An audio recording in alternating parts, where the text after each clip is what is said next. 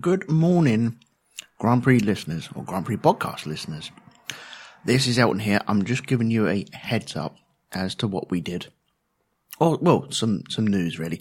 Look, it's like well early in the morning. It's like 6:45 right now, and I've got my toast, I've got my tea, and I'm trying to keep it down a little bit because the whole family upstairs is asleep, and I'm just about to go to work.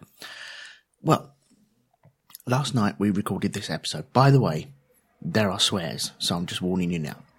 But yeah, we recorded this episode last night, finished it around about 11:30. Guess what? Some of it is null and void now because we spoke about the Le Mans race very briefly, about 20 minutes of the episode, and the two Toyotas then got disqualified for having a wing that could deflect 6mm and 9mm and skid blocks that were worn down. I think the skid blocks wore a bit away the wing, and so they could deflect a bit more. Well, that's what Toyota's excuse were. So they've both been disqualified and now they don't collect their points or trophies. So what we say, who the winner is null and void now. So apologies there. But 50 minutes, apparently, in the racing world, even off track, is quite a long time. And I wasn't going to get up around about 12:30 and record this. So that's why it's being recorded now. I do believe Andy sent, I can't remember exactly what time Andy sent this to me. Hang on a second. Let me just check. No, it doesn't say anything.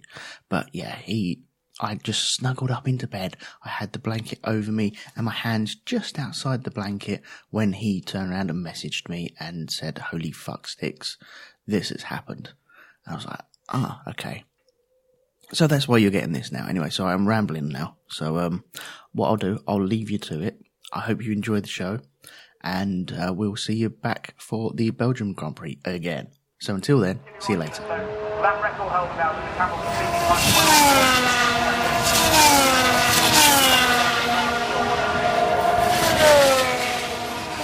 Hello everyone, welcome back to the Grand Prix Podcast. I'm Elton. This, as always, is Mr. Andy. I'm back, baby. Yes, we're both back, and we're here to talk about a few things. We have a collective sheet of paper, I suppose. It's true. This is there's a lot of little things to talk about. So if we just kind of mush them all together, we can make a podcast content. Yay! And it also means next week when we're doing the Grand Prix podcast for Spa, it doesn't have to be 3 hours long. Oh, thank goodness. We're trying to get ahead of ourselves, really, aren't we? That's all it is. It's true. Because those of you who listened to the last two casts, as you heard them, know that our very short was it Hungarian Grand Prix? What was the last one we did? Yeah. Ended up being 4 hours long because we decided to segue into our mid-season review. And I got so tired at the very end. I think everyone who listens to me over the last 10 years I've been doing this, you can kind of tell when I'm starting to wean out towards the end. I start not being able to speak actual words and sentences. You think I sound bad now? No, it's worse when I get 3 hours deep into a podcast. So I'd totally forgot about that. So yeah, cheers for bringing that up. You're welcome. It's like a public service here. So I'm just explaining to everyone why you're getting a cast now when you're thinking, but there's no Formula One until next week, sir. Oh, man. Okay, right. So we've got lots of little news. We've got a kind of review to go over because let's bring people up to speed. So you and I had this genius plan. Mm-hmm. It was genius because we were thinking what we really want to do is get to go to the Silverstone WEC 6 hour race on a press pass because we figure it's not going to be as busy as the Formula One race or anything like that. So what we did is we started reviewing all the WEC races as they came along. Plus Alonso's in it, and there's lots of former Formula One drivers racing. It seemed relevant. Unfortunately, we both seem to have forgotten that detail since today was the 6 hours of Silverstone and we both forgot to apply for a press pass. Well, okay. I don't think you could apply for a press pass because I did go through the thing and there was stuff there for the Grand Prix, and I got caught up on some certain questions on that. I was like, oh, okay, I'm going to have to send other letters, and I don't write letters, so this is going to be awkward. Then I looked at the press pass for the 6 hours, couldn't find the details for it, so I got stumped there. Plus, I found out maybe 3 weeks ago I was working this weekend, so there was no chance of me doing it anyway. So we've decided, even though we can't do it this year, there's always next year. So we're gonna stick to our guns and review the last. Well, there's only another 4 WEC races this season, so we may as well steer it out. Yeah. Oh yeah, definitely. Yeah. Oh no, it's like a giant season this season, isn't it? Oh yeah, there's only 5 more. So this was the 3rd race of the super season. Mm-hmm. There's only 5 more races though in the season. Right. Okay. There's Fuji, Shanghai, Sebring, Spa again, and then Le Mans. Okay. Right. Well, if anyone lives in Spa and has like a floor to give up to us, we don't mind driving over there. Oh, I'm thinking Le Mans next year. Or Le Mans. If someone lives in France, I don't mind crashing on a Le Floor. I've got no problems in that whatsoever. I do mind Le Floor, so I'd like a decent bed, thank you. Okay, right. So we're going to be talking about the Silverstone WEC. Yes, very briefly, since neither of us really managed to watch all of it. No, I watched enough, but yeah, me too. I watched bits of it, and I got the highlights. I certainly watched the entire last hour. Yeah. Okay. Cool. Just because much like yourself, I had stuff to do today. I couldn't sit and give it my full 6 hours of undivided attention, which is a shame. Yeah, I didn't see the last hour because my Skybox wigged out on me. So I was, thanks. Thank you very much, Sky. Yeah, bastards. Yes. Then once we've done that, we're going to go through some emails, and then we got some driver news. I think the emails lead on to that. Christ, do we have some driver news? It's gone bonkers, isn't it? Oh, yeah. Cats and dogs living together. Mass hysteria. Right. So should we get into Silverstone then? Yes, let's do Silverstone. Not Spa, Silverstone. I kept saying Spa. Yeah. So we had the WEC at Silverstone this time round. We do like our WEC events, our LMP 1s and 2s, and our GTEs. Do you know, I've grown to love this circuit even more now that I kind of know where the seating positions are and the standing positions have you got the full hipster now sort of thing? Oh yeah, I went to Silverstone before it was cool. No, it was cool years and years ago. It was cool. But now you've been there, it's even cooler. Oh yeah, well now it's just taking a little upgrade, isn't it? Crying out loud. Yes, very much so. It's like Elton's Hill. It's like Hemmond Hill, but no, it's like Elton Hill. Oh, we should totally rename it Elton Hill. Yeah. Elton Mound or something. I don't know. But Elton's Mounds. Oh yeah. Elton's Lumps. No. No. I'm trying to think of something. It's not. I feel this is a lost cause. We should probably just move on. Yeah. Should we back this one up? Yeah. So Silverstone. Yes. I love this track. You love this track. Everyone loves this track, I think, don't they? For the most part, yes. I enjoy the track. It's given us some good races. I do feel that the British commentators maybe get a little hyperbolic about it from time to time. I certainly don't think it's the best circuit ever made. Of course, to hear some of the commentators, though, that would be blasphemy, sir. Well, I think it has been improved over recent years. Mm-hmm. I really do think the work that they've done has worked and has improved the racing there. I think it's a nice place to visit.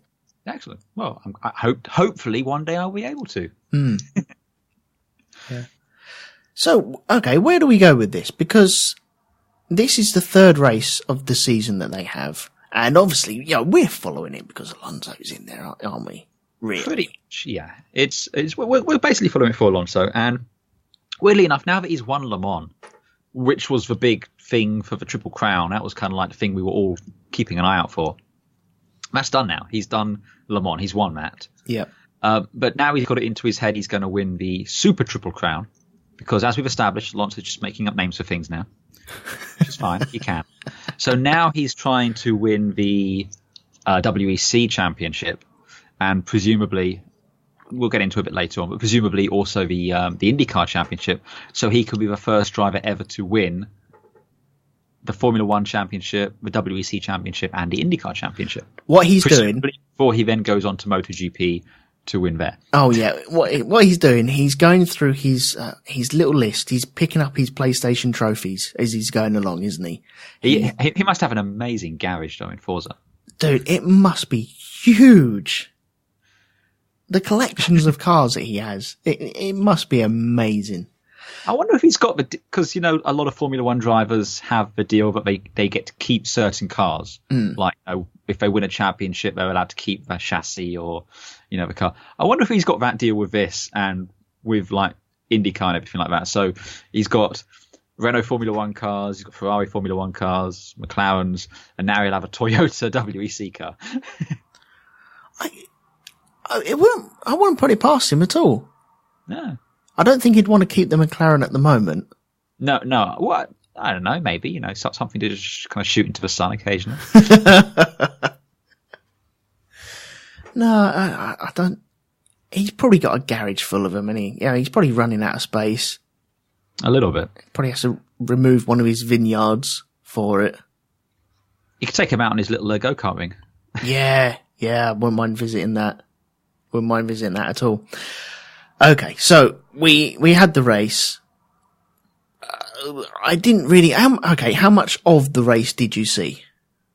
I watched the entire last hour in its entirety, and I was kind of flicking in throughout. Yeah. I mean, look, let's straight up. From what I could tell, most of the action happened in the first corner. It was a bit of a Formula One race in that regard. Yeah.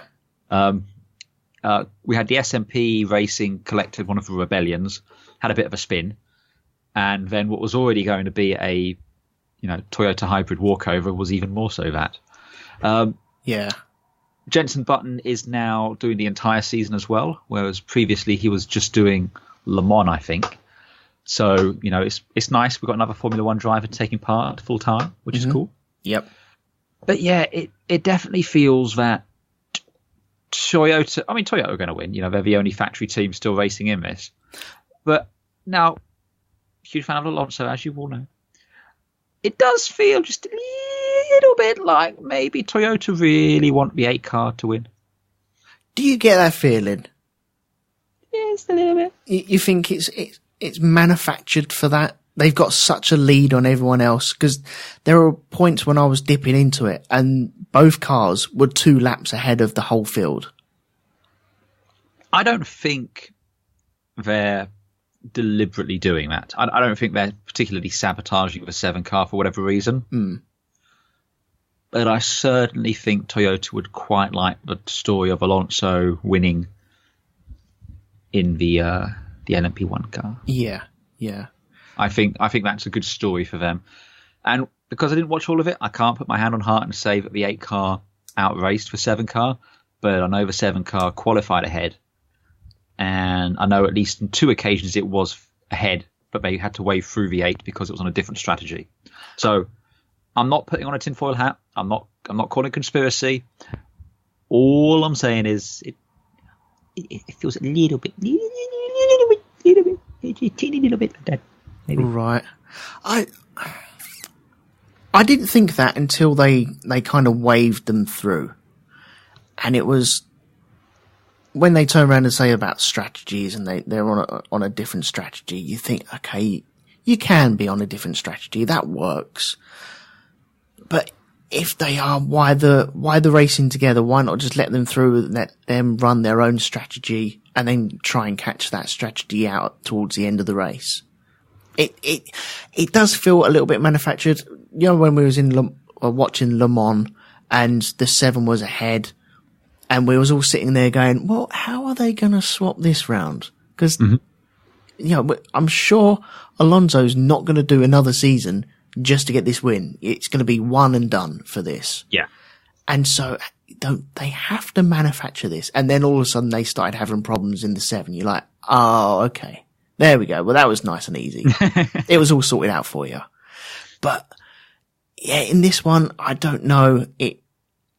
I don't know. I'm sure they don't want him to win it all, because then it would just seem like it's pointless. Because that will null and void his kind of victory. Either he'll feel like he's dominant, I know we talk about Alonso, it's the Alonso car, but it's really hard not to get over that fact that he's been shoehorned into this to win. Poor Anthony Davidson, he's schlepping along in one of the LMP2 cars now, I think. Yeah, he ended up spinning at one point as well. Oh no, it was the he's in the GTM. Oh no, Alex Davidson. Sorry. Yeah, I'm just looking to see who's where, and I saw A Davidson. I thought, oh, that's it. No, it's not. It wasn't him. Well, but anyway, he's schlepping around, but he's not in a factory Toyota, which is a shame. No, that's right. But I think Toyota let him join another team after Le Mans. Yeah. For this race, and yeah, there was a spin. I'm pretty sure it was him in the car at the time. It was definitely his car. And they were coming out one of the corners and he just lost all the downforce on the rear of his car and he just ended up pirouetting around, which is a bit of a shame. But should we talk about the first corner crash? Because that is where most of the action happened, really, wasn't it? I really don't think there's a huge amount to say about this race. I think we had the first corner where it looked like one of the Rebellion cars just tagged the back of one of the SMPs. Yeah. And then because all of a sudden you have an LMP1 car facing the wrong way, everyone kind of has to get out of the way. And the Rebellion tagged his teammate and the other SMP kind of speared off into the grass. Yeah. That was kind of it. It did have a bit of a knock-on effect further down where some of the GT cars kind of, nerfed into each other a little bit. That was brilliant. That was pretty cool. Especially with the Astons have got that weird rear diffuser, which looks like it's a transformer that's not been transformed properly. Yes. A bit hanging out the back. One of those went flying off. Yeah, that was skidding down the road, wasn't it? That was brilliant. Yeah, that was a bit strange. That was a nice collectible, I thought. But it was that. Then within the first hour, the other SMP car had an engine failure. That was the Jensen Button car. Yep. Had qualified third, so it was a shame that one was out at that point. Yeah, spewing white, bluey smoke out the left bank, wasn't it? Yeah. But they did manage to get it back to the pits, though, didn't they? And that's one of the things I do love about these cars is just how resilient they are. Mm. I know we mentioned this when we were doing the Le Mans cast, but when you saw a car with front bodywork destroyed, rear bodywork destroyed, one wheel hanging off, as long as he could limp back into a pit, they could rebuild that. Yeah. And that was great. And there was one bit when one of the Rebellion cars came in and the rear lights weren't working. So they just pulled off the entire back of the car and bolted on a new one. And off it went. Oh, okay. Right. Can we talk about that for a second? Because there was quite a lot of this bodywork changing for setup reasons as well. But one of the Rebellions did come in, as you said. They took off the back. But then when it wouldn't quite fit. So all these guys were on their backs kind of kicking at it and bashing at it. And you're like, well, hang on, that's probably about 20 grand's worth of kit there. And you're just like, well, it won't fit. Well, what are we going to do? Well, we'll kick it. Okay. We'll make it fit. And give them their dues. They got it on and it worked. So, oh yeah, no, it bolted on. Something else I noticed in the pit stops though that was interesting. They were often stopping just for left-hand tyres. Yeah. Which I found very strange. But it's interesting that was something they could do. I kind of like that. I like it. But obviously we're used to Formula One where you have to change all your tyres. Yeah. Whereas in this, you can just elect. I don't know if you have to do a side or if you could just choose to do one tyre. And I think it's interesting. It changes the strategy, because if you had a race and the front left is blistering, but the others are fine, if you come and just change the one tyre, it's going to be even quicker potentially than doing all four. I know. Yeah, that's less chance of things going wrong. Yeah.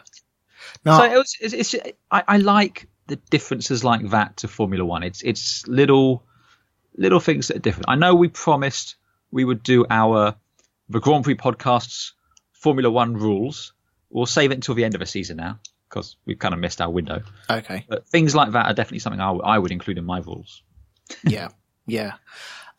There was another incident where they were going on to a four-course yellow because there was a couple of bollards and bits of bodywork strewn across a certain corner. Because the 8 car had built a 5-second lead. Yeah. And then the safety car came out and that just disappeared. Yeah. But there was a four-course yellow. And they did that wonderful thing. Once again, we spoke about it. Well, they had like a 10-second countdown and the guy came over and said, in 10 seconds, 9, 8. It's brilliant. Yes, I love it. I love it. It's proper Thunderbird stuff, man. I love that. But they did the countdown and I forget who it was, but one of the cars couldn't quite hear the countdown. And so all the cars around him threw down the anchors when the track went yellow. Yeah. And he didn't. And he's like, oh shit. And then kind of spewed around and hit the wall just underneath the bridge. And yeah, that was quite clumsy. I bet he felt like a bit of a Burke. Yeah, I bet he did as well. There was a couple other instances. Ferrari ended up with a shredded tyre, didn't he? Mm-hmm. After hitting one of the SMPs was coming into a pit and just seemed to break down at the pit lane entrance. Still got it in, but it's just funny when you're watching these cars how often they're stationary and it's not the end of a race for them. Yeah, because you see a Formula One car stationary, that's usually it. Yeah. Whereas here, if they're stationary, it's like, oh, what's wrong? Has it hit something? Is there a mechanical problem? Is there an issue? Can he restart it? I remember mentioning that in the Le Mans race, there was they have a toolkit in there to take bits of bodywork off, which was great. So. Yeah, closest thing to Formula One. The Formula One. The closest thing the Formula One has got to. I'll get that sentence out in a second. Was Jackie Stewart having that spanner taped to his steering wheel, just in case he crashed, so he could actually remove the steering wheel to get out of the car. Because I think he got trapped once, didn't he? Yes. Well, and look, fair enough. Because if that happened to me, I'd make sure I got a bloody steering wheel. Yeah, exactly. Yeah. There was a quite amusing bit as well where I think it was Fisichella or the Fisichella car driving around and it was all duct taped up at the front, or there was at least a car driving around with duct tape all over the front from the first lap accident.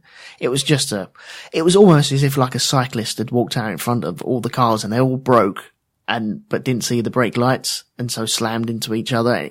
It would have been a terrible insurance claim. That first car, third corner accident. But yeah, what I saw of it, I liked. I really did enjoy. Mm-hmm. Only one criticism maybe is this circuit long enough for a 6-hour race? I definitely get what you mean there. It does start to feel a bit like we're going around a roundabout in Milton Keynes non-stop. Yeah. Le Mans, fine. That's you got miles and miles, and you probably got. I think you have more cars in Le Mans as well. Oh, very much so, and Spa as well. It's a big old. It's a big circuit.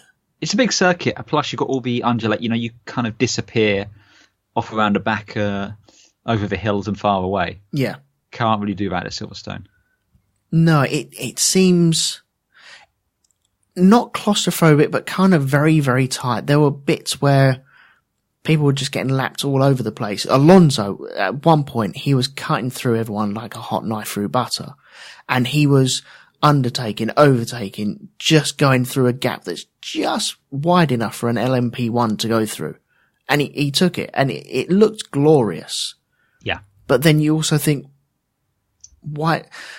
Well, what am I trying to say? It was good, but you also needed a breather from it as well. You kind of want these guys to stretch their legs and show us exactly what they got. Mm-hmm. And if you're cutting through traffic all the time, it makes it kind of impossible.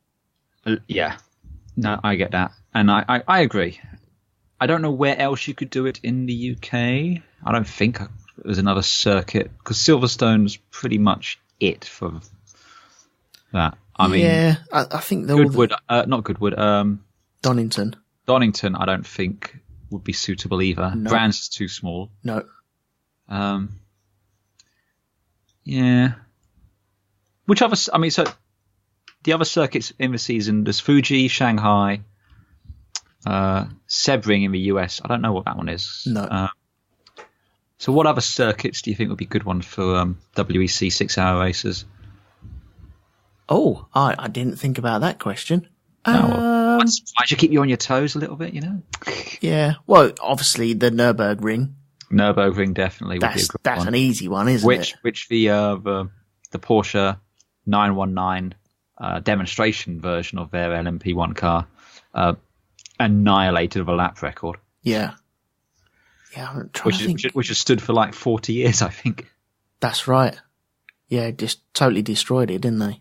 The old Hockenheim would have been a good one. Oh, yes, because you do have enough room there, don't you? Yeah, I don't think the new one would, but the old one would have been good. Yeah. What they used to do Abu Dhabi, I know you're not a fan of it. Nope. I kind of like it. I think it's long enough for it as well. Possibly. Suzuka could work, but they're doing Fuji, so I guess they're kind of... Yeah. Well, hang on. What circuit does Toyota own? Is it Fuji? It's Fuji, yeah. It's Fuji, Suzuka's okay. the Honda one. There we go. That's the reason why we're there. Yeah, a little bit. Cool. Well, yeah, from what I did see, I was dipping in and out, and we have lives, so that's what happens. It's not like a Formula One where you can like book in 2 hours and then catch the start, watch the race, catch a little bit at the end, and then go podcast it with your mate. So 6 hours is a bit of a chore as well. Not a chore. It's a huge chunk of time on a weekend where you got stuff to do. Yeah, basically. And being August and everything, we had other stuff to do. We're sorry. Look, the next one's in October. I'm sure we'll do better. Yes. No, but I enjoyed it. The number 8 car ended up winning anyway, didn't it? The number 8 car won by, I think, 5 seconds or something like that. It wasn't a massive win, but it just felt a little bit. I mean, I'll give you all the winners. So you had number 8 Toyota, driven by Sebastian Buemi, Kazuki Nakajima, and Fernando Alonso, of which Buemi did the most driving, I believe. He did near enough 3 hours. Alonso did 1 hour 45 minutes, and Nakajima, I think, did just over an hour. Okay. Then the LMP2 winner was the number 38 Jackie Chan DC Racing by Ho Pin Tung, Gabriel Aubry, and Stefan Rishami. I don't know. I'm going to give up pronouncing names, so apologise. I'm going to go with Riquelme. Riquelme, that sounds good. Yeah, we'll go with that one. The GT Pro winner was number 51 AF Corse Ferrari, and that was... I'm not doing names, so I'm moving on from that. And then GT winners was the Dempsey Proton Racing, which I think is a Ford. Yeah. No, it's not. It's a Porsche. Right. And that was... Well, I can read. These ones are easy. It's an Australian, a German, and a French name. Matt Campbell, Christian Reed, and Julian. Oh, no, well, I can't do the last one there. He's tricked me, you see. But anyway, those are the GTM winners who no one other than us going to notice. So. No, that's right. Well done, all of them. Just looking on the laps as well, the closest to the Toyotas, well, the Toyota gap, it says it's 19 seconds here. And then the next car is 4 laps down. Yeah. They do have a bit of an advantage. I'd be very interested when we get to the next super season, will we get some more factory entries? Because we know McLaren have expressed an interest. I believe Ferrari have been taking part in the talks about what... Because they're going to rename it. It's not going to be LMP. It's going to be... Is it LMGT? I think so, yeah. Something like that. So... Yeah, I'd be very interested to see what we're going to see next season. I can guarantee you, Mr. Alonso will not be taking part though. No, I think. Well, we can get onto that very soon, can't we? We can. We'll get onto that in a bit. Any more thoughts on the Silverstone? I enjoyed it. It's a shame it wasn't as hot as the Formula One race. But, yeah, I enjoyed it. I think there's nowhere else really in Great Britain to have this race, though, is there? So, yeah, we're kind of stuck. A little bit. And I would also like to say that the commentary team they have is very good as well. Yes. I think a good commentary team can make or break following a show, a sport. And their names escape me at the minute, but the guys who commentate on the WEC races, very good. So, yes. Well done. Definitely. Cool. Right, well, what we'll do, I think we should slip in to some emails, because we have had some emails sent over to us, haven't we? Yes, we have. We had people have been messaging us. Yes. How did you find us? It's nice as well. So if you do want to send us an email, it is box@grandprixpodcast.com, and you're welcome to email us about anything, about us talking bollocks about the WEC, about us talking bollocks about Formula One as well. So you're more than welcome about that. If you don't like the word bollocks, then please email us and let us know that you don't like that word. Incidentally, the podcast you just listened to might have included some swearing and stuff along that way. So just so you know. There we go. There you go. Got it out of the way. Good warning. Well done, sir. Thank you. Timely, I thought. We're right on it, I feel. Absolutely. Yeah. So yeah, you're more than welcome to send it to us. I'm thinking about changing little things. Do you guys still want to hear about free practice? That's a question that I've been pondering around, because I feel that kind of stalls us into getting into the actual race itself. Qualifying, you kind of got to go through. Free practice, are you really bothered about that at all? I don't know. I like it. I will still continue to watch it and still write down notes about it. But if you don't want to hear about it, then let us know. Let us know what you want. I might change up the format a little bit. We'll try and get rid of some of the dead wood. No, not me. But so okay. Anyway, here's our first email. It's from John Cooper as well, and he's already sent an email in a little while ago, and it says this. Thank you for reading my email in the last week. Last week. I'd say once again, I'm terrible at reading these, but we shall proceed. Not trying to monopolize the questions, but this one definitely was on my mind this weekend. What is the impact of the death of Sergio Marconi? Not on Ferrari, but on the broader F1 future. Are Liberty now able to get more concession or alignment with the new F1 vision than with such a powerful, dogmatic figure like Marconi leading the Ferrari? Whilst obviously very sad and impactful for Ferrari, could the even bigger and maybe positive impact be for the future of F1? Thanks, guys. John Cooper from New York. Thanks, John. Yeah. I think we touched on this a little bit a while ago. For what it's worth for me, a lot of it's going to depend on the guy they brought in to replace Marcioni, whose name has escaped me at the minute. Yeah. He was formerly the head of Jeep, and I don't know what kind of a leader he is, because Marcioni was very much he'd been involved kind of tangentially in the sport for a long while through the Philip Morris brand, and everything, and he was a bit of a bulldog, certainly a little. I don't want to say pig-headed because it's the wrong word, but he was certainly very much it's my way or the highway. And I believe I have mentioned on numerous occasions, please do go ye forth and multiply. Be gone with you. away with you. Because I don't like the way Ferrari tend to do business in without us, Formula One is terrible, so you must give us all of the things we want, or we're going to go and sulk. I'm very much of the opinion, do it then, because as soon as you've done it, you can never do it again. And look, Formula One will continue. There was a time when people said Formula One without Tyrrell or Brabham was, or Lotus was, just unthinkable. Yeah, that's true. Time without Alfa Romeo was unthinkable, unfathomable. But Formula One survived, and it would survive without Ferrari. I would have thought whoever replaces him will either have to come in and be as pig-headed straight away and probably get knocked back, because I think Liberty will be able to use this period of not so much chaos but internal reorganization to solidify their position with the other teams. It's eyes looking in a different direction, isn't it? Yeah, a little bit. Plus, the guy coming in, I don't think he's that au fait with Formula One and the way Formula One works. Yeah. So I imagine it's going to take him a little while to come up to speed. They might even try and do what they did with McLaren, and you kind of diversify. So you have someone who's there just to deal with this aspect, someone there to deal with this aspect, and someone there to deal with this aspect. And we saw how well that worked with McLaren as well. Yeah. So I think it has huge implications for F1 in general.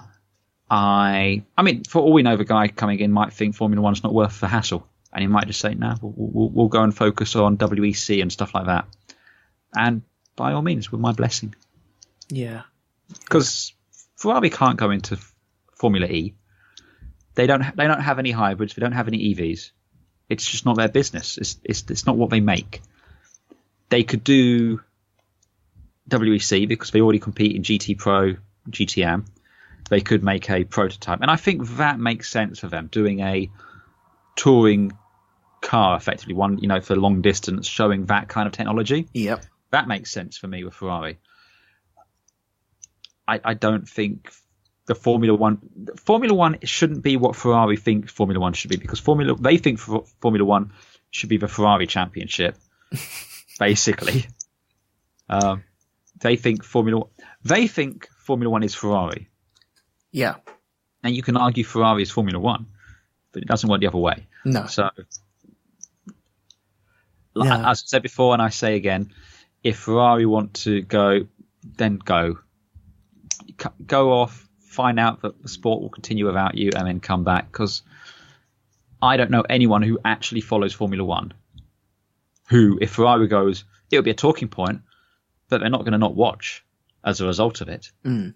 They'll be disappointed they're gone. They'll be sad. They'll lament it, but they'll still watch it. And I don't know anyone who doesn't watch Formula One at this minute who's going to not watch it or not be interested in it because of Ferrari. I mean, Ferrari will always be Ferrari, but Formula One will always be Formula One. Yeah, that's true. I think Formula One has survived, like you say, without Lotus, without Tyrrell. It's survived without Renault as well. It's survived without Honda. They've all come back. There's always been like this cyclical thing where they go. Yeah. And Williams. Yeah, he's doing that quite well at the moment, isn't it? But there's this period of they disappear and then they come back. Look at Honda. They disappeared and then they came back and then they thought, no, do you know what? We can't afford this, and disappeared. And then they came back again. And Toyota have gone. Maybe they might come back. BMW have been and gone again. So it's always going to happen. The one thing is that Ferrari have always been there. And they think because they've been there from the beginning, it's not that people don't want them there, but they feel that they're kind of on par with Formula One.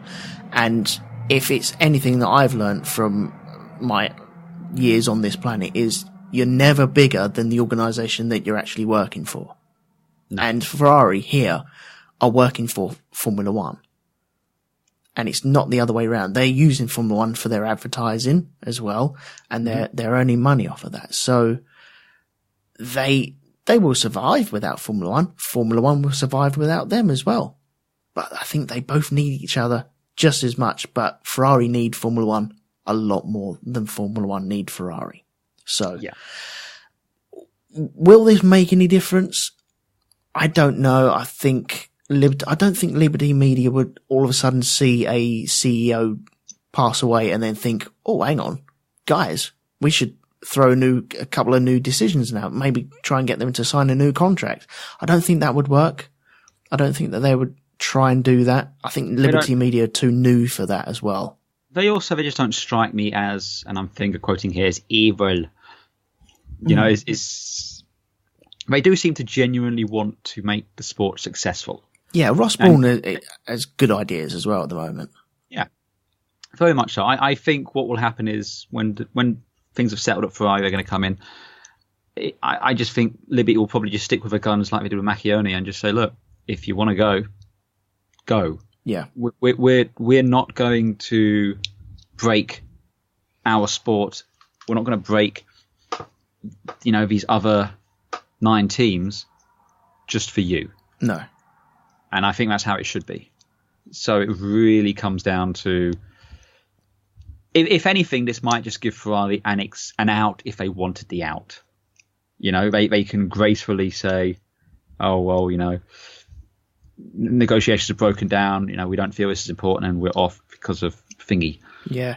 It feels like this is a party and Ferrari are the guy that keep turning around and saying to people, look, I'm getting bored now. I'm going to leave. And then when they go to leave, they kind of drift back to the bar and get another drink. And then after that drink, they're like, oh, do you know what?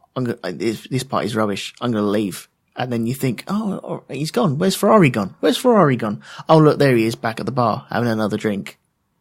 And yeah, that's the way I see it anyway. So yeah, very much so, I think. Yeah, I don't think we'll see them leave. I think we'll see them threaten to leave. I think Red Bull will threaten to leave as well. All the teams will threaten to leave, but I don't think we'll. You know what I'd love? Go on. I'm tinfoil hatting again. Yeah. Bring a tinfoil hat. What if they rebranded the team? What, Ferrari? Yeah. What, as in like Alfa Romeo? No. Well, they're owned by Fiat, aren't they? So what if they announce Ferrari's leaving and they just rebrand themselves as Fiat? We'll show you. Oh man. And the model name will be like Cinquecento or something like that, wouldn't it? Cinquecento. Yeah. And they'll change their colours from Ferrari red to like yellows. The guy running it runs Jeep, or used to run Jeep, so they rebrand as Jeep. Army green with big white stars on the side. I'd be up for that. Oh, dude, I'd be all over that. Yeah. I know some of you guys out there do the custom liveries for Formula One and everything. Can I see a Jeep livery for a Ferrari? Oh, sorry, the Jeep livery for the new Jeep team coming in next year. Make that happen for us. Yeah, with big knobbly tyres as well, please. A massive suspension. Oh. Yes. And a roof rack. And one of them little nostrils as well so it can breathe underwater. Oh, a snorkel, yeah. Yeah.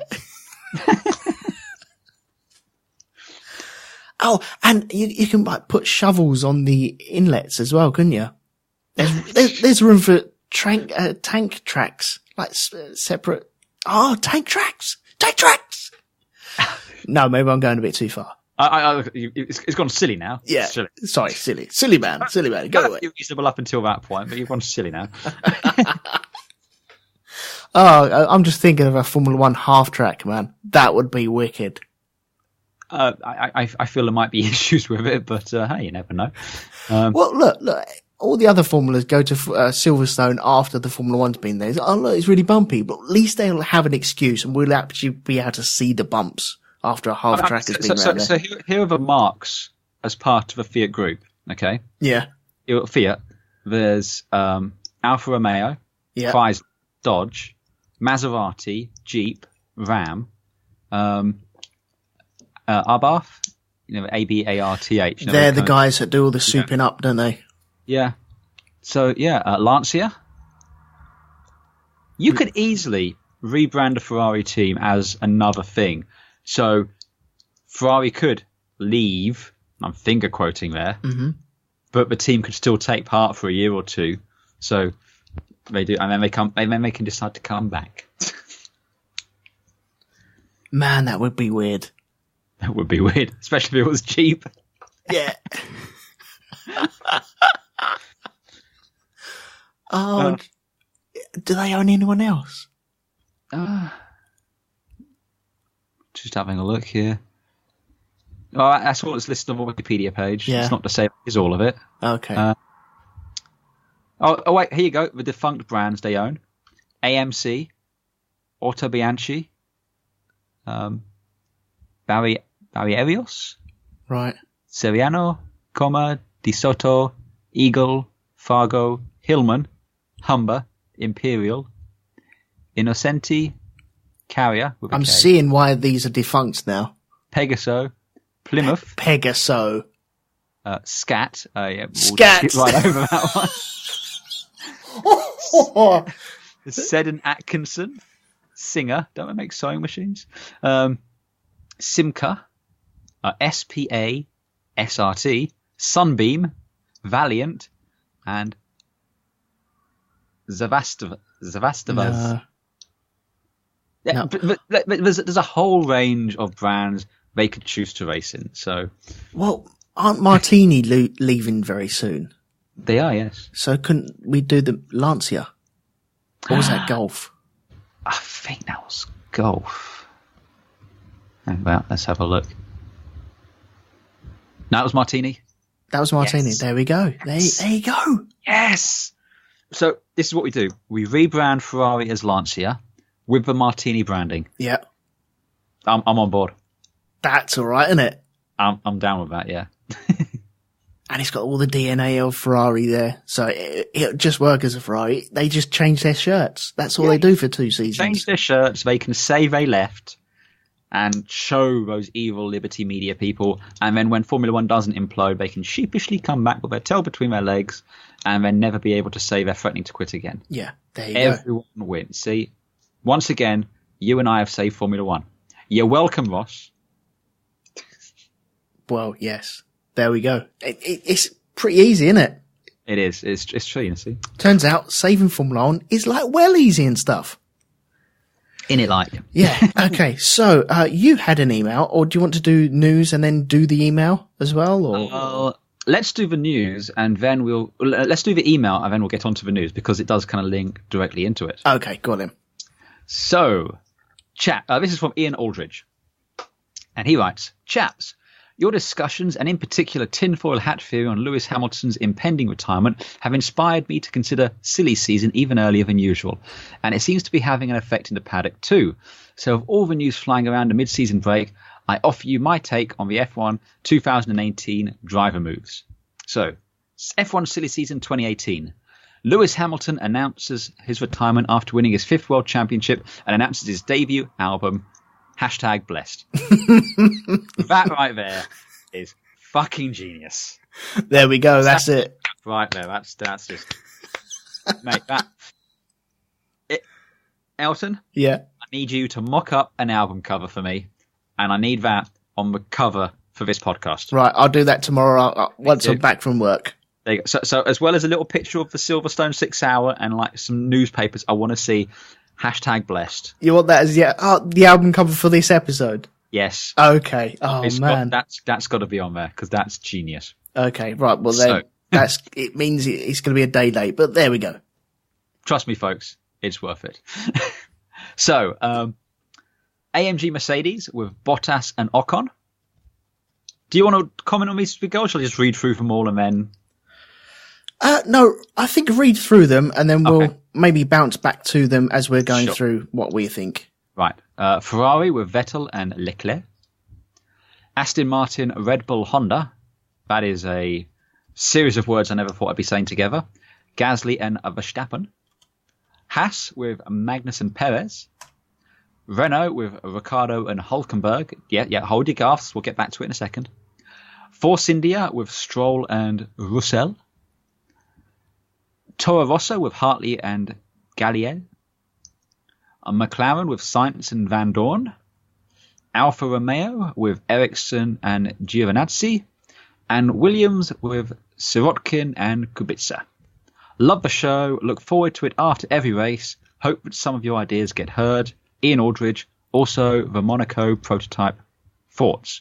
Also sent for my iPhone again. Oh, wait, that's from you. Is he asking for our thoughts on the Monaco prototype? Because I think that's genius. I got a bit confused on this, on the Monaco prototype. Was that where you was just talking about a car specifically designed to go around Monaco? That sounds like something I'd have said. Right. Because, I have a vehement and deep felt hatred of the Monaco circuit and all it stands for. Really? I know. It's shocking. I keep it so quiet. By the way, I think I found the photo for the cover.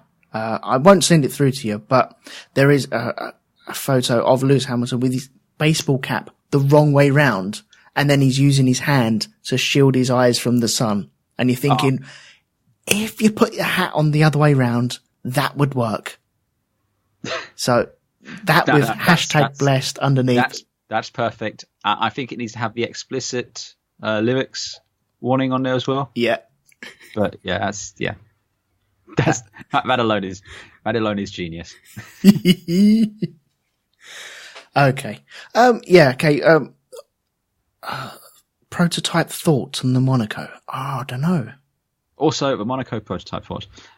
Look, if you're suggesting that Monaco should give up the pretense of being a Formula One race and instead merely be maybe a time trial or just a race where Formula One maybe launches the season, it kicks off a showcase event, if you will. Ian, you've started him off. Ian. You're welcome. I'm in favour of this because, let's face it, Monaco fails on every level as a Grand Prix circuit.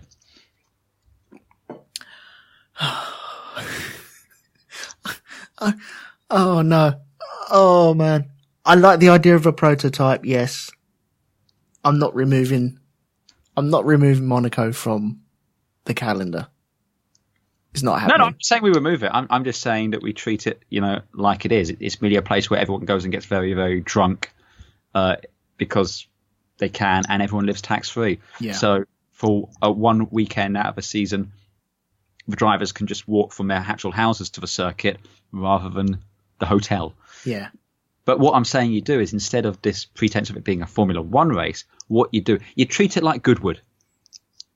Yeah, like, the hill climb, yeah. It's like Goodwood for Formula One. You demonstrate maybe some classic Formula One cars, demonstrate some new ones, maybe do a time trial with the current cars. Yeah. Awarding points for who does it the fastest, because let's face it, that's kind of all it is. With the exception being if it happens to be raining that weekend and all of a sudden they've got to scramble and put on an actual race, because then it's fine. Yeah, because that's like well easy, isn't it? Yep. See, I'm fixing Formula One here for you people. You're welcome. I can feel the pieces just falling into place, and they're all correct. Yeah. Oh man. Okay. Right. Well, do we go through his list of? Yeah, let's go through his list of people in the cars. Yeah. Well, I'll tell you what. Before we run through his list, you know what we should do? Go on. Let's bring everyone up to date with the drivers' news and where the market currently is. Because when he sent this email, a few things hadn't been announced. That's true. Which have just been announced, and he was kind of spot on the money. So well played. Okay, fair enough. Okay, all right then. Well, what we'll do, we'll dive into that then. So, what have you got in newsworthy for us? Well, I've got a couple of newsy bits. Would you like the first humongous bit of news that no one saw coming, or would you like the humongous bit of news that everyone saw coming? I want the bit that no one saw coming, please.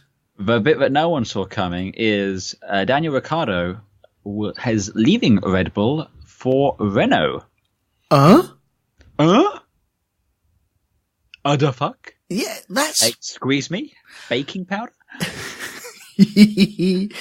That was, I wasn't expecting that. No, I wasn't expecting the Spanish Inquisition. Well, nobody expects that, do they? No one expects the Spanish Inquisition. Sorry. It's like a reflex for me. Oh dear. I can tell it's off season, can't you? It is. We're getting the silliness out of the way now, so come Spa will be fully professional. Oh, we'll be very serious, yes. Yeah, serious business, but yeah. So, yeah, Daniel Ricciardo announced basically that, yeah, he is off. He is out of there. He is leaving Red Bull, off to Renault. So, what? Could this be to do with Max Verstappen and it being like his team now, and everything seems to be pointing towards Max and getting Max the best possible opportunities, doesn't it? Basically, yeah. In fact, Christian Horner gave an interview on Autosport, and he basically said that he pretty much decided to go to Renault because he was worried he was going to end up in a support role for Max Verstappen. Yeah. And I don't think he's wrong. I think even if Christian Horner wanted to maintain equality and to support both drivers equally and, give Daniel Ricciardo a fair crack at a whip, I feel with Helmut Marko in the team, it's going to become Max Verstappen's team. I think it already is. I don't think it is. Well, it is now because he's announced he's going. It is now, yeah. But I think this season it has been. Look at all the orange shirts that we've been seeing.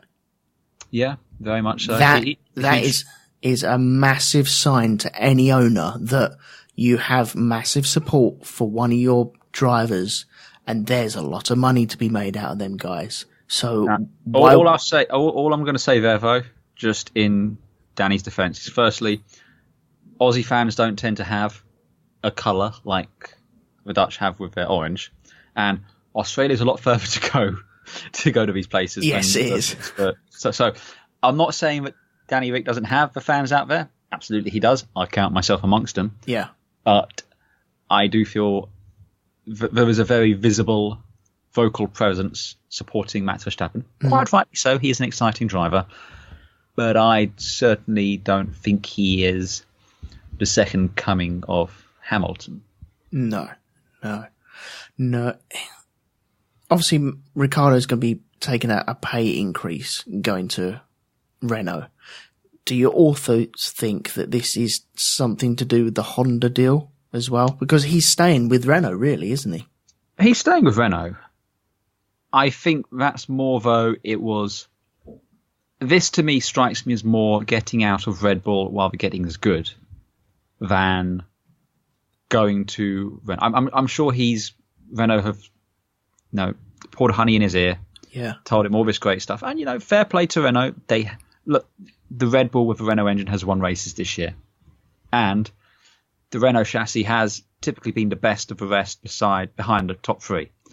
So if Daniel Ricciardo feels that he can bring enough to, at the very least, challenge Red Bull, and if he doesn't think the Honda engine is going to be as good as the Renault engine, and let's face it, on what we've seen so far this season, I'm not seeing Toro Rosso knocking on Red Bull's door anytime. No. And they've already gone through their full engine allocation, as I believe.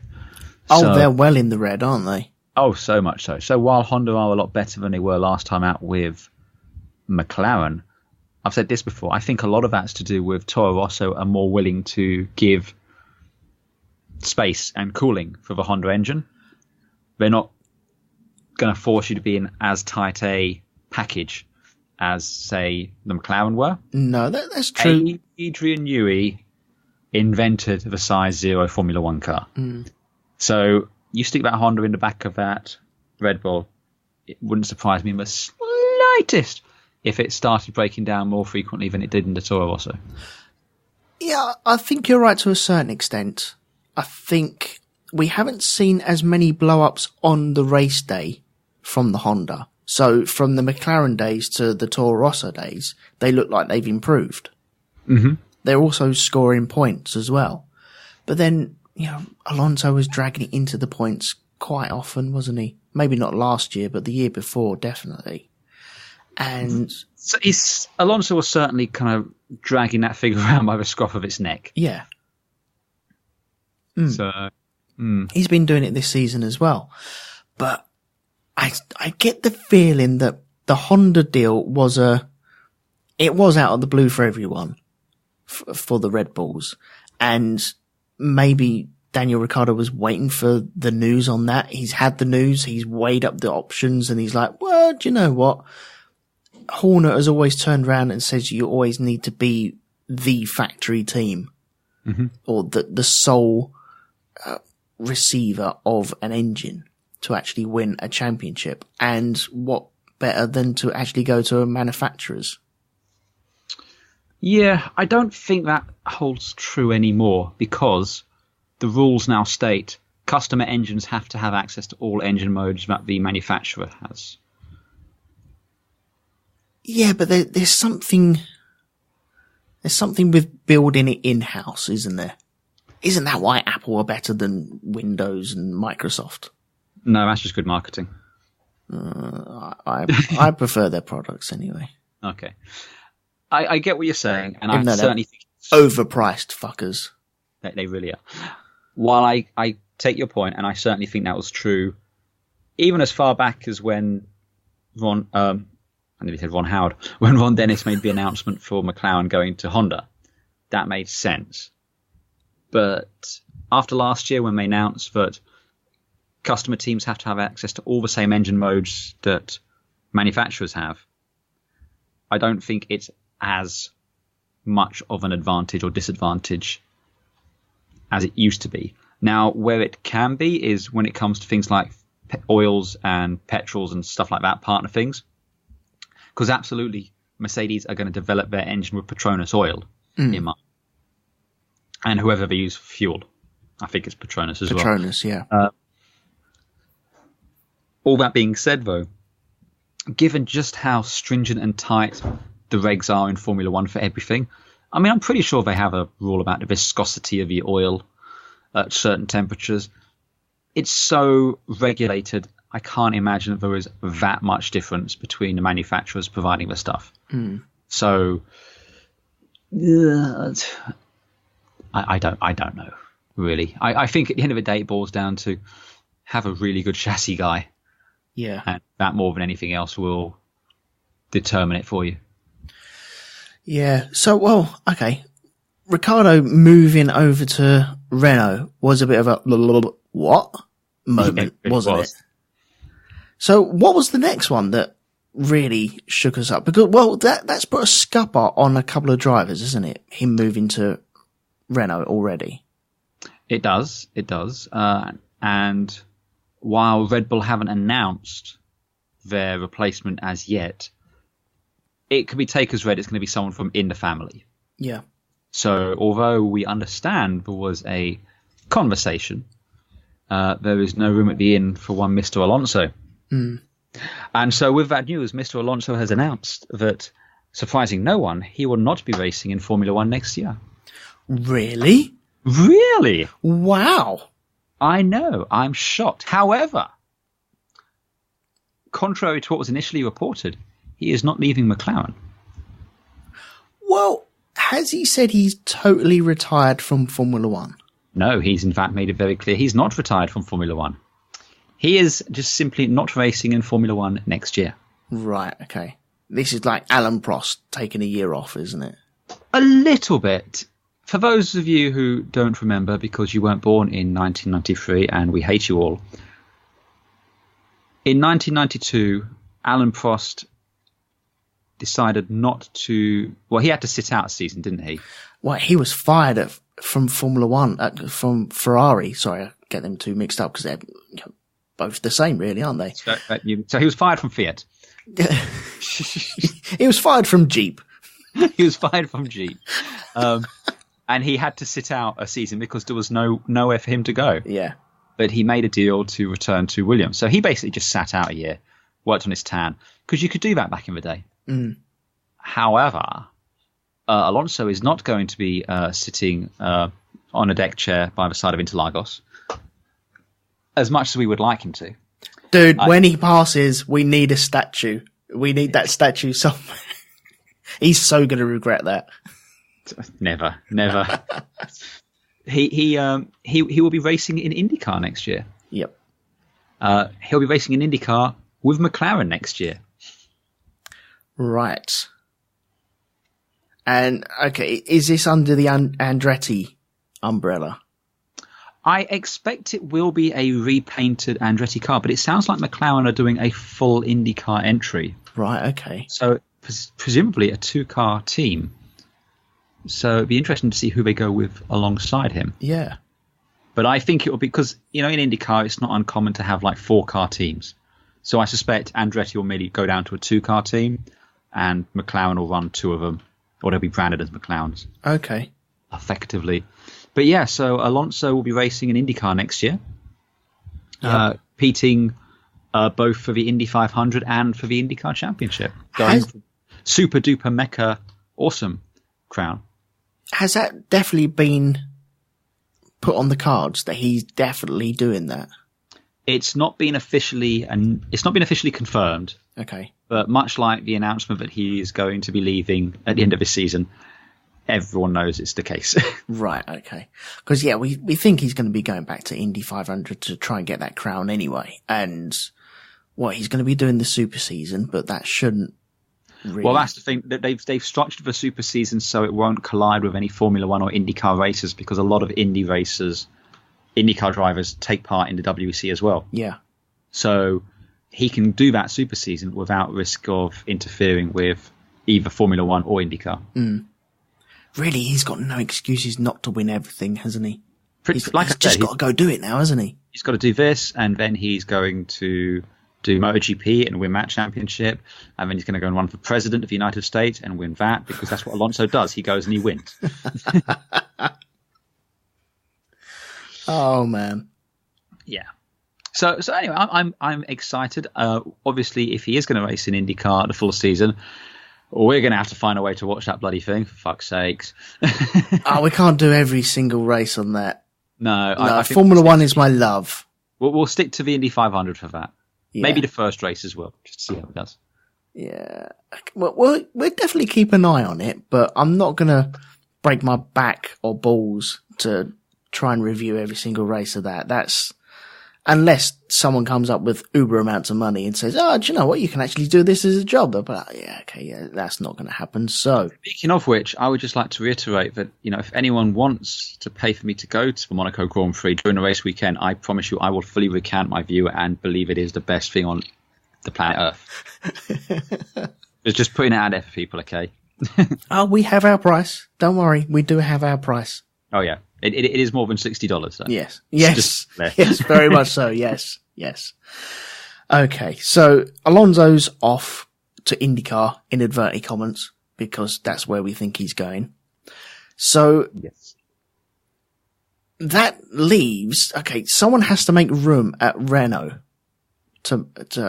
for Ricciardo to go there. Oh no. We that was announced when Ricciardo was announced. That was announced at the same time, was it? Yes.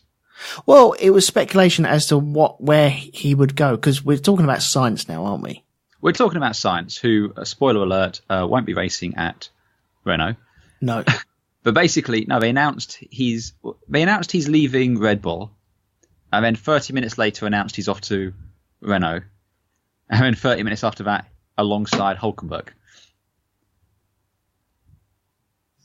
Who? Hang on, sorry, you lost me. Ricciardo, yeah? Ricciardo, yeah. Right, okay, right. Yes. So Ricciardo is off to race at Renault alongside Hülkenberg. They're keeping the Hulk. Yeah. Because, let's face it, Sainz was only on loan from Red Bull. Yeah, I feel like he maybe jumped half a season too soon. If he was still in Toro Rosso, he'd be one of the guys up for that ride in the Red Bull, wouldn't he? I don't think he would. No? Oh, no. Max Verstappen. Exactly. They did not get on at Toro Rosso at all. No, but they got some good results. Got good results, but I think they know as much as possible they want harmony in the top team. Mm. It's fine to squabble in Toro Rosso, as far as Red Bull are concerned. Yeah. But they don't really want it. They're still scarred from Webber Vettel, basically. Yeah. So they don't want a repeat of that. So I don't think Sainz was ever going to go to Red Bull while Max Verstappen was there. Yeah. So Sainz is off to McLaren then? Sainz is off to play the role of Fernando Alonso, but like 20 years ago. He's playing young Fernando. Ah, okay, fine. It's like Fernando has time travelled back. Yeah, basically. His consciousness has moved back into a different body. He's regenerated into Carlos Sainz. Yeah, that's right. We still don't know for certain who will be racing alongside Sainz, though. Yeah. So Ian was right in his prediction. I don't think they'd announced Sainz when he sent that in, but Sainz will be at McLaren. But we don't know if it'll be Van Dorn alongside him. It might be Van Dorn. It might be Lando Norris.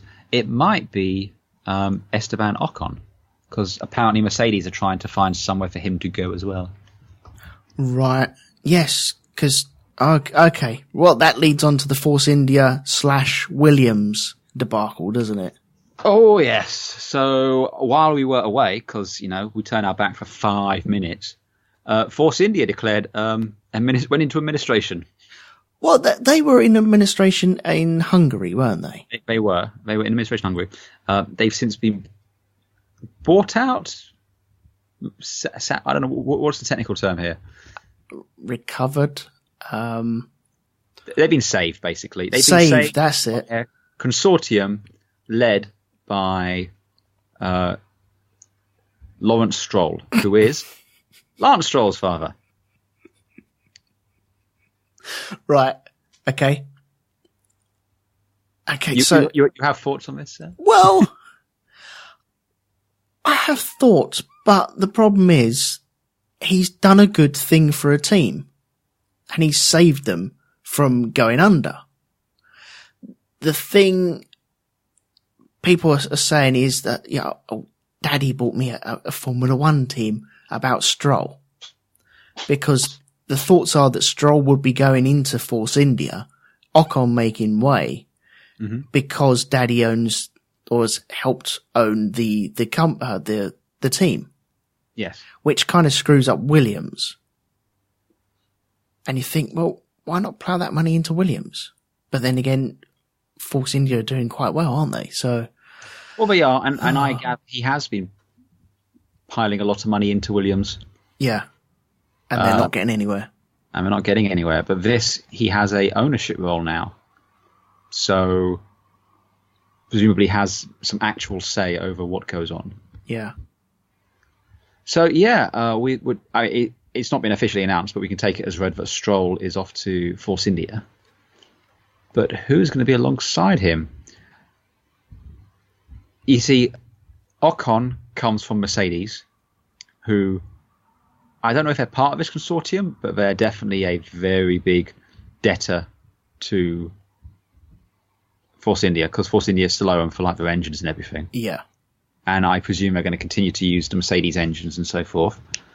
And then there's also Sergio Perez, who comes with a lot of money and actually triggered the action in the first place. Yes, that's right. So, yeah. Curious. Well, okay, on Ian's list, can we say who on Ian's list, he put Stroll and Russell. Isn't that Russell? It might be Russell. Russell. Yeah. I think that's, I forget his name now. He's on Mercedes books. He's winning in F2. George Russell? George Russell, that's it, yeah. Oh, I see. He spelt it wrong there. It's got 2 L's at the end. Right. Oh, well, there you go. There you go. Okay. He might work, actually. He might work. Stroll, I think he really needs to pull his socks up and do really, really well in this Force India, because now he's been given a car. I know he already had the Mercedes engine, but he's been given a car that's scoring points, and we know can be very, very good. Yes. So, are we thinking that this might actually happen before the end of the season as well? Because there's no reason why this can't happen before the end of the season. Well, the reason it can't happen, what'll stop it will be contracts with Williams and contracts with Ocon and Perez. Yeah. So I think that's why it won't happen this season. Right, but then we're thinking that it might definitely happen next season with Stroll moving into Force India. Oh, no doubt whatsoever. Right. He's off. He's out of it. He's in Force India next year. Yeah. Okay. But as for who's alongside him, I don't know why they'd go with Russell over Ocon. I don't know. I feel that Ocon might lose out. Definitely one of the, maybe even both of the Force India drivers might lose out on this. Well, I think that depends entirely on how much money Perez is bringing. Well, yeah, he's got a chunk of change, isn't he? I think he's got dump trucks full of money just waiting to reverse up to people's drives. Pretty much. With his sponsorship. So, I don't know, man. I don't know. I couldn't tell you who will be alongside Stroll in Force India. Well, I can tell you this, it won't be called Force India. Who would you go with? Either Perez or Ocon? Who would you go with? Because you've already got the money from Stroll. You can always have more money. You can always have more money, but you have money, so you're now going on skill to bring you up further up the grid to get more points to earn more money. It's very true. My instinct is Ocon is probably a faster driver, or maybe more naturally talented driver. Perez, I think, has had the advantage of experience and was in the team beforehand, was a bit more comfortable there. Yeah. But generally speaking, I mean, how many times have these two tripped over each other? Yeah. They've been both getting the maximum out of the car. So really, there's nothing between the two of them for me. So I would go with who's giving me the better deal. Now, if I'm getting free Mercedes engines because I'm taking Ocon, I'm taking Ocon. Yeah. If I'm getting enough cash to buy my engines and have some change, I'm going with Perez. Yeah. No, that's fair enough. I hadn't really thought about that sort of side of the deal. And then, yeah, if you're getting the debt wiped and free engines, you go with Russell. Yeah. Well, Russell or Ocon, because they're both Mercedes drivers. Yeah. It's really whoever does Mercedes say they want in that car. Cool. If they're doing that sort of a deal. Don't know if they are. I would think they would be, though, because assuming #blessed isn't released in the 2019, it'll definitely be released in 2020. I so badly want to buy that album now. I wouldn't play it. Oh, God, no. Dear God, no. Ever. I'd still keep it in the cellophane. Yeah. And then there'll be people going, why have you got a box with cellophane around it? Why didn't you just download it? I'm like, no, I'm all right. I'm not actually going to play this. No, you don't understand why. Yeah. It'll just go at the top of my shrine for him. Anyway, I've got to send this over to you. You've got to describe this to the listeners out there. God, what have you found? Oh, it's amazing. How about no, get the link. Oh, fuck it, I can't be bothered to post that. Here you go. Where's the Skype chat? Can't find it. Just search. Yeah. Search in Google Lewis Hamilton GQ magazine. Okay. Is this the oh, hang on. I'm trying to think of the name of it now. It's the Scottish. Why can't I think of the word that they? Is it tartan? Yeah, the tartan, the red tartan. But there is red tartan visible.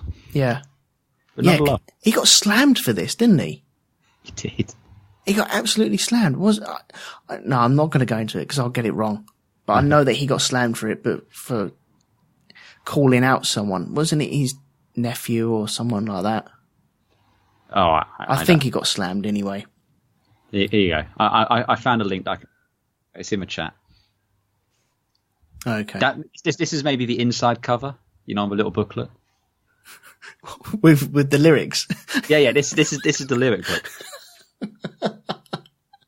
Yeah, I could see that. Oh no, that's not the picture I was thinking of. Okay. Are they coffee beans? I have no idea. I think they're coffee beans. Yeah, definitely the lyrics go over him there. Definitely. Oh, that's brilliant. Cool. Okay, so so basically Ocon or Russell alongside Stroll or Perez if he's got more money. Okay, so Stroll has left a hole at Williams. Oh, really? I couldn't rhyme that, but I was going to say let's be clear. Lawrence Stroll has left a hole at Williams with all the money he had. Yeah, but he's taken his son or his football and gone other places. So that leaves a seat spare there, at least one seat spare, doesn't it? So I think Sorokin's going to stay there. Unfortunately, yeah, most likely, because he's also bringing money. Yep.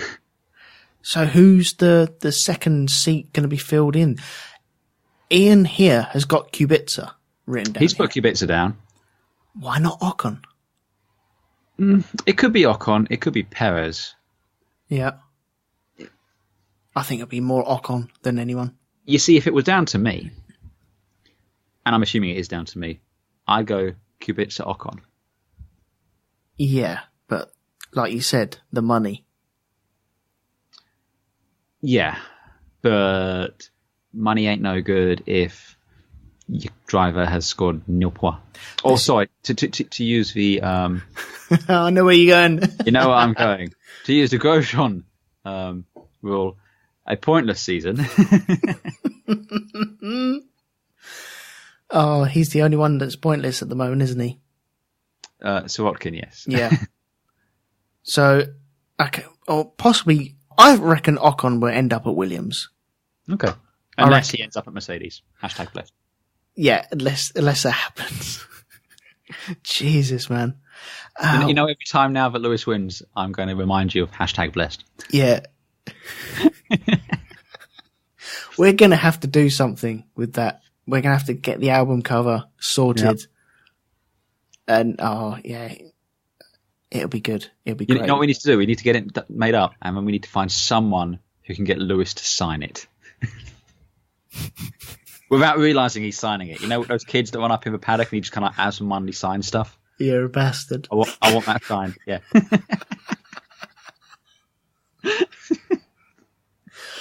Okay, the whole album, right? Yeah. Is just him with a backing track going, blessed, blessed, blessed. And that's it. And song 1 would be called Blessed. Song 2 would be Blessed Reprised. Song 3 would be, maybe Blessed and something else. But it would just be, and it would just, blessed.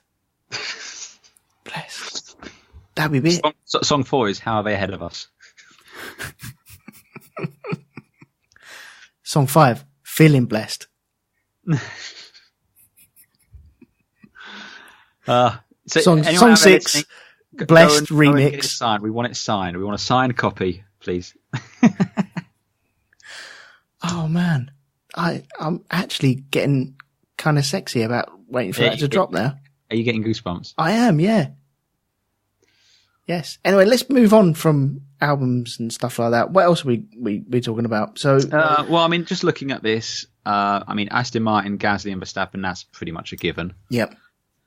Haas, he's got Magnussen and Perez. I could see that happening. Perez has got a lot of money, as we've established. Yep. And Magnussen, despite being a little bit petulant, has proven himself to be a pretty proficient and decent driver this season. Mm-hmm. I mean, he was good before, but, you know, it's fine. And certainly somewhat more consistent.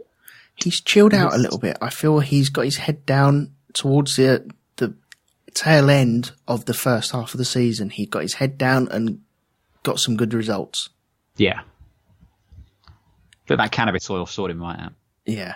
And I feel with Perez was always good. He was always on the Ferrari radar, or people were talking about him and then the second seat at Ferrari. Yeah. This could be a way back onto that road. Yes. No, I think that's entirely possible. And Haas being a predominantly American company, American team, and him coming from Mexico there. Yeah. Current political climate notwithstanding, I think there's a lot of crossover there in terms of sponsorship deals and things like that would work well. Yeah. So I could see that happening. Are you saying that in the garages they might build a wall? I refuse to answer the question on the grounds, but it might incriminate me.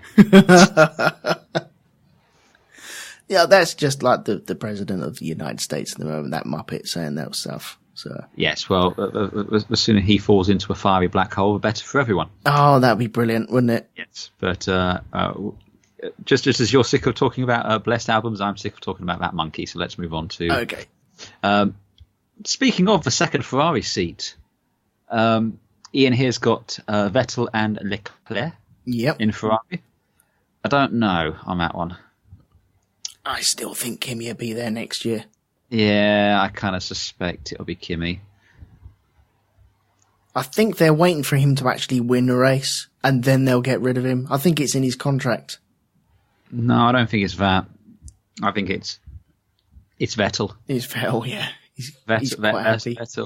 Vettel's happy, so I think this is how Ferrari feels a team should work best. You want a clear, strong number one, mm-hmm.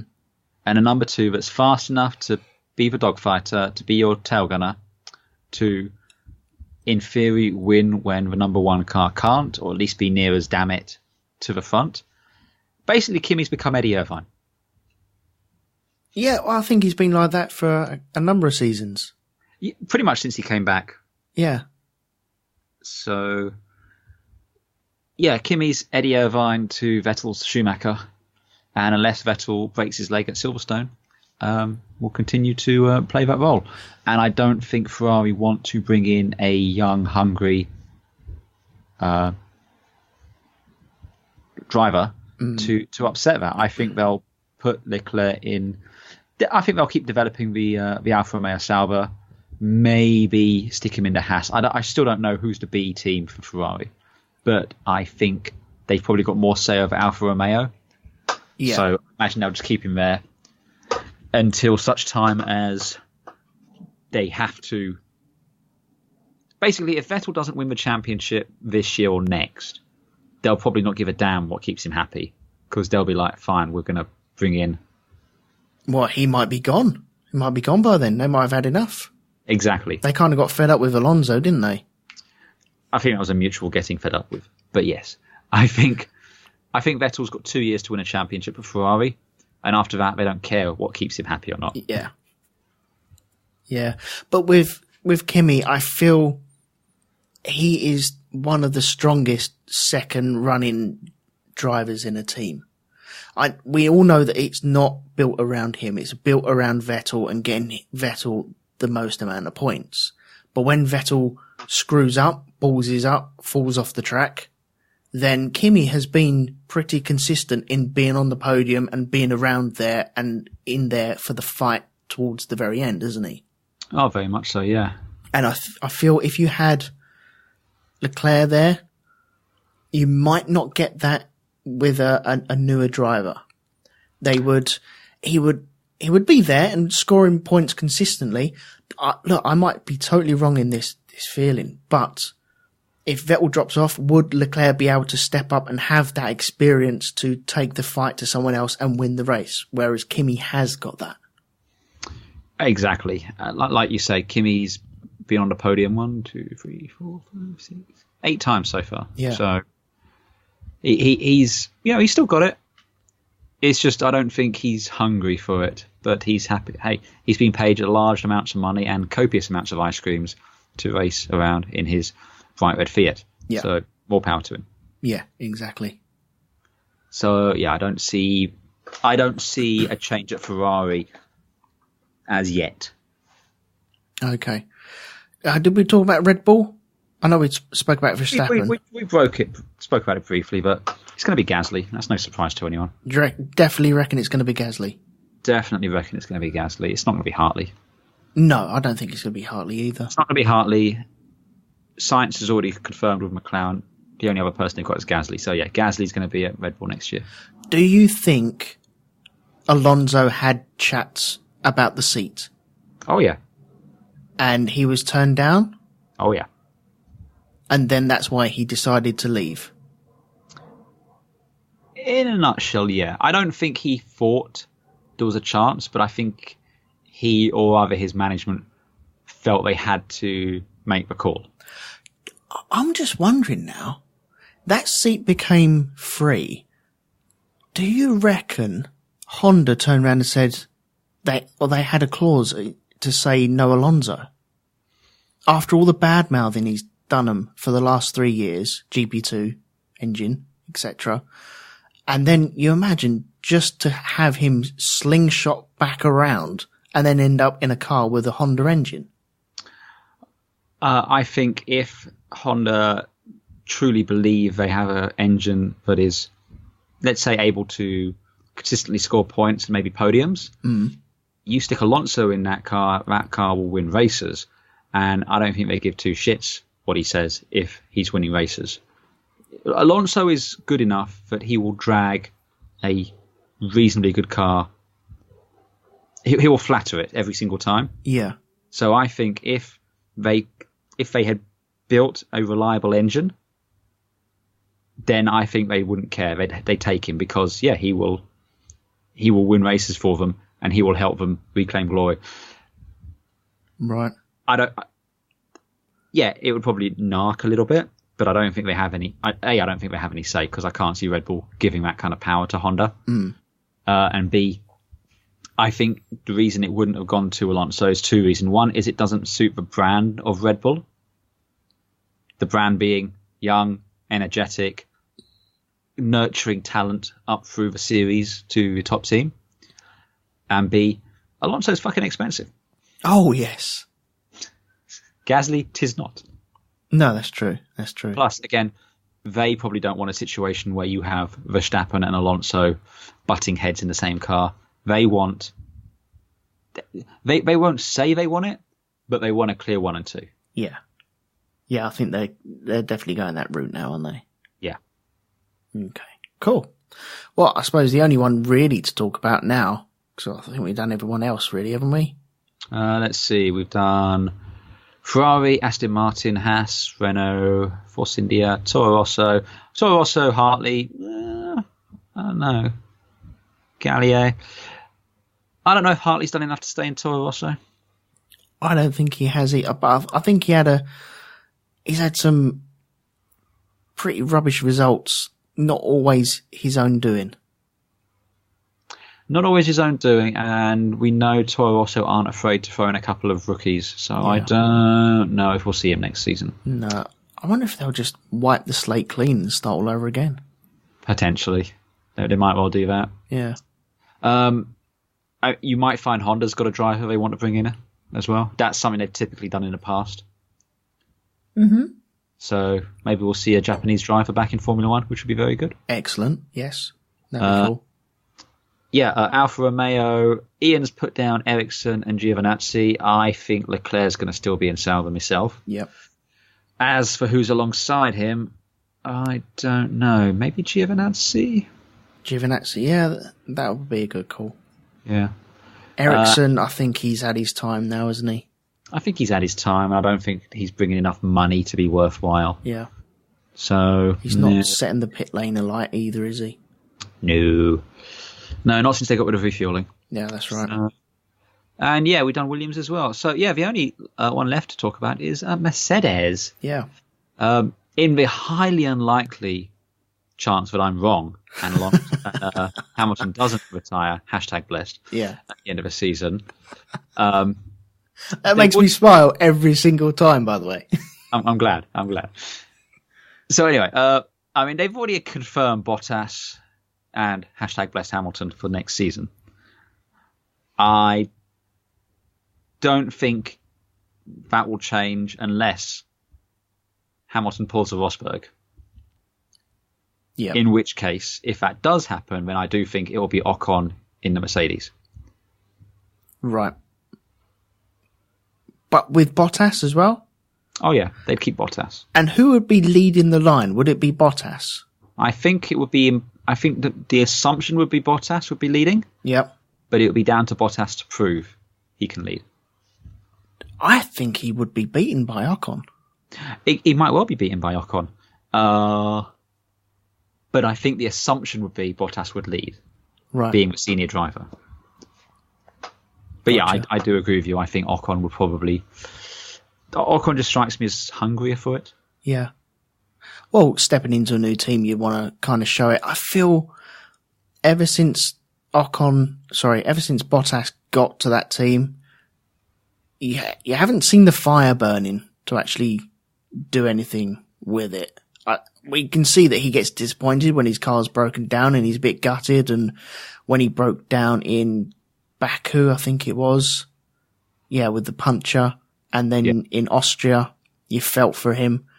But apart from that, I think it's a Finnish thing where you don't really show emotion. Yeah. But and it's something we've seen throughout with, drivers like Kimi Räikkönen, Mika Häkkinen. Yeah. Mika Salo. Still. Yeah. So yeah, I don't know. We will see. We'll have to find out. Okay. Still keeping my tinfoil hat on though. Yeah, definitely. Cool. Right. Well, I think that's it, really, isn't it? I think that's about it. A couple of just little bits of news, which aren't necessarily Formula One related, but I think worth mentioning. Niki Lauda had a lung transplant. Oh, blimey, yes. Yeah, he did. Pleased to announce that it all went well and he is recovering well. And I don't know if we're going to see him at the next race, but, we're going to see him for a bit longer anyway. So well done to those doctors. Good on you, chaps, because we do like Nicky stirring the pot occasionally. Yep. I think that's about it, though, looking at the news. Cool. Here's a question for you. Yep. Do you think Ricciardo's going to be maybe a little bit nicer if his Renault-powered Red Bull breaks down for the remainder of the season? Well, what, towards Renault itself? Is he going to blame the engine? Or will he not?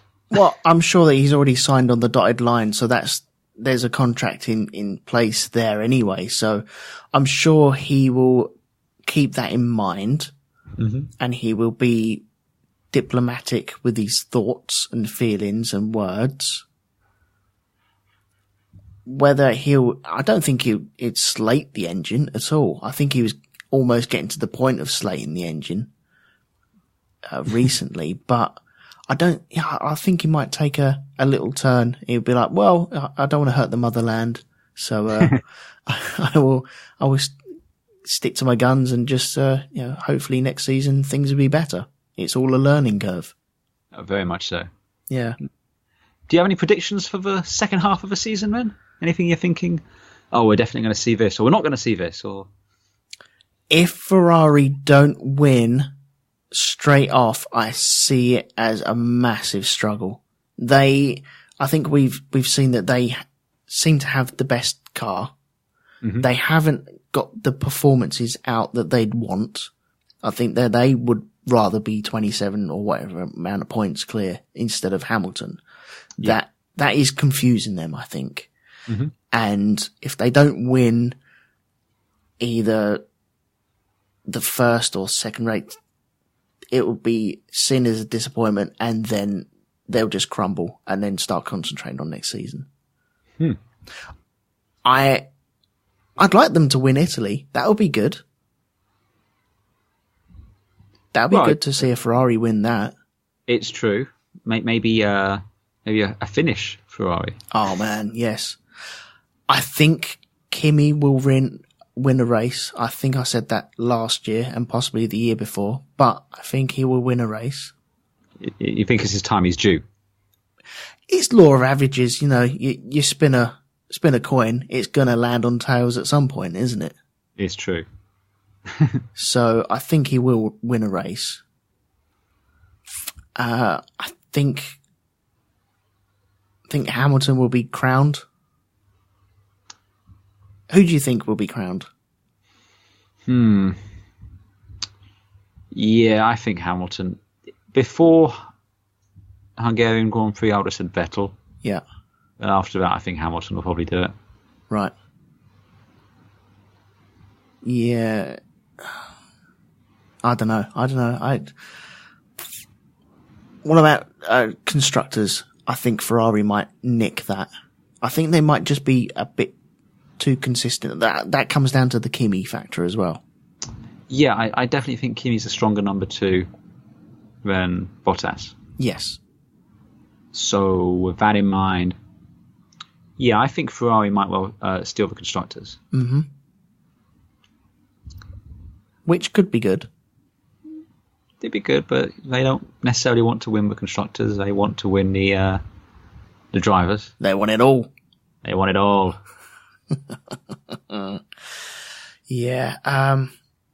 What else? What is that? What else is there to predict, really? I don't know. Yeah, I think if Ferrari don't win at least one of the next 2 races, then they're in trouble. And that's Belgium and Italy. Yeah. When was the last time they won in Italy? Oh. God, I'm trying to think now. Let's have a look. Ferrari last one, 2010. Aye. Yeah. Who was that? Was that Barrichello? That'd be Alonso. Or was it Alonso? Yeah, it was Alonso. Right. Had a clean sweep, had pole position, fastest lap, and the win. Yeah. And then he nearly won the championship. But alas, no. Should have, though. But there we go. And then promptly started moaning. I forget his name now. The Renault driver. But anyway. Yeah, so I don't have any more predictions for the upcoming season. I'm looking forward to it. I think it's going to be good. But there's some great races coming up. We've got, Spa is always a classic. Mm-hmm. Singapore has given us some interesting and entertaining races, not always for the right reasons, but there's always been something to talk about there. Yeah. I love me some Suzuka. Give me some 130R any day of the week. Yeah. I quite like the Circuit of the Americas. And Interlagos. What's not to love? Exactly, yes. So yeah, we've got some really good races coming up in the second half of the season, and I'm sure there's still plenty of shenanigans and driver moves and album releases to announce. Oh man. Yeah, looking forward to that lot. So, okay, so we're both looking forward to it. Shall I just remind us of what we've got predicted for the Belgium Grand Prix? By all means. Yeah. See if either of us have changed our mind. Okay, well, you've predicted Hamilton for pole position. I've gone for Vettel. You've gone for Hamilton for the race. I've gone for Kimi for the win. I'm still sticking with that. I crossed out Vettel. That's written in pen, so that is crossed out. We went for the fastest pit stop as well. Okay, yes. So you went with Ricciardo, I went with Kimi, and you said 2.1 seconds, I said 2.2 seconds. And then fourth column, we predicted where Van Dorn would finish. And you did not finish, and I went 10th. So we're looking forward to that next time out. Yes, we are. Cool. Right. I think that's it. I think so too, yes. Let's pack this up and get them albums pressed ASAP.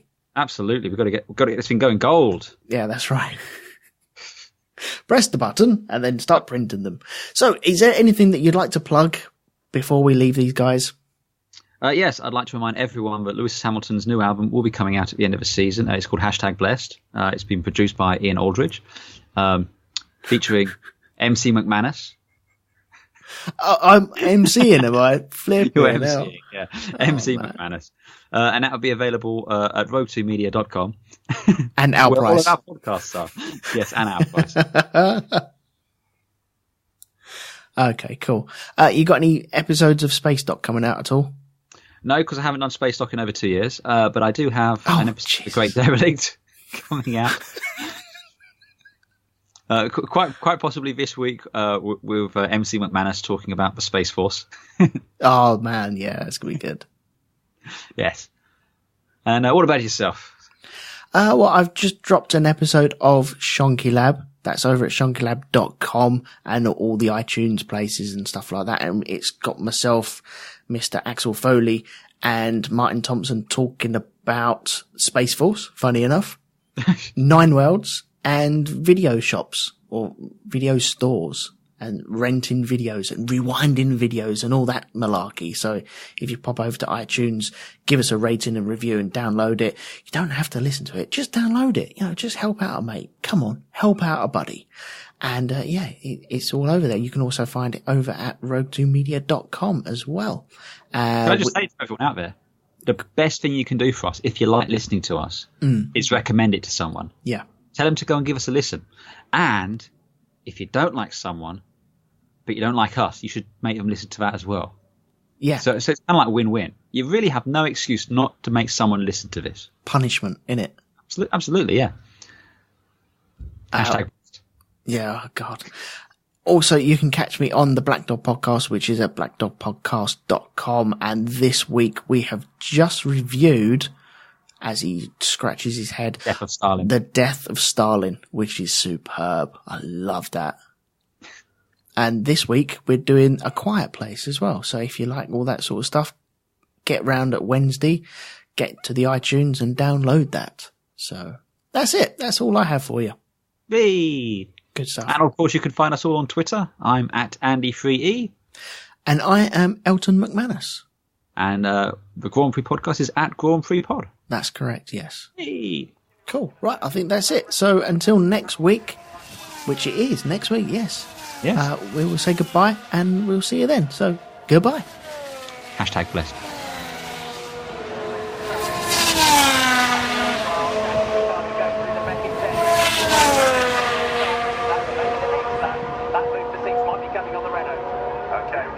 Especially if Octagon's got a problem because 2.8 has become 1.9 in the space of a lap. So that's going to happen, isn't it? Yeah, exactly. Whenever I'm feeling sad, I either think about all the little children that have fallen over in the Diana Memorial Fountain, or look at that photo of Lewis Hamilton with his hat the wrong way around looking into the sun. Quality.